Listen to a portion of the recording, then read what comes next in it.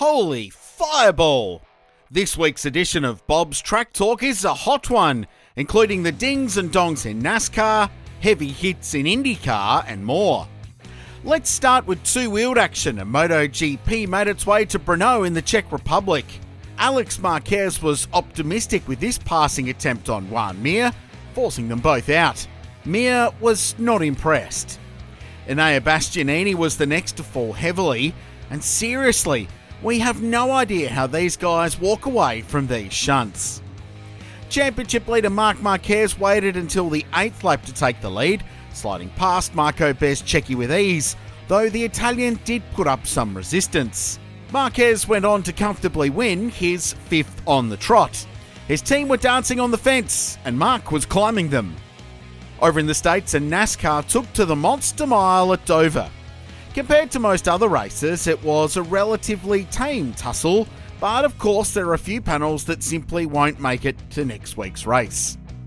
Most of the eyes were on the rain radars, and after a short pause and an overtime finish, Denny Hamlin used this killer slingshot move on the final lap to rocket to the win, his 3rd in a row at Dover.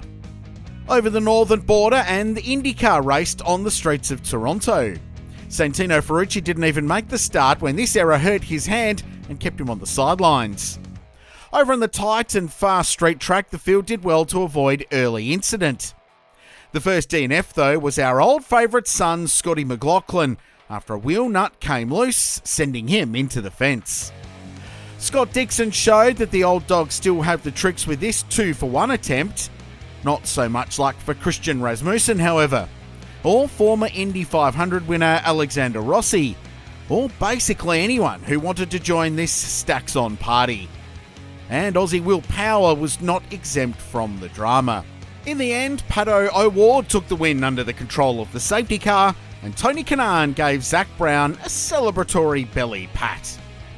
Over in Estonia now for the latest round of the WRC, and there was a feel-good family story unfolding. Oliver Solberg became a brand new winner in the class in what was just his 13th appearance at the top level. It was his maiden race for Toyota and came exactly 20 years since his father's last rally, and yes, there were tears. And we'll leave you with this fiery shunt from GT World Challenge in Europe. The BMW and Lamborghini touched, flinging the Lambo into the wall, and, well, yeah, the pictures tell the story.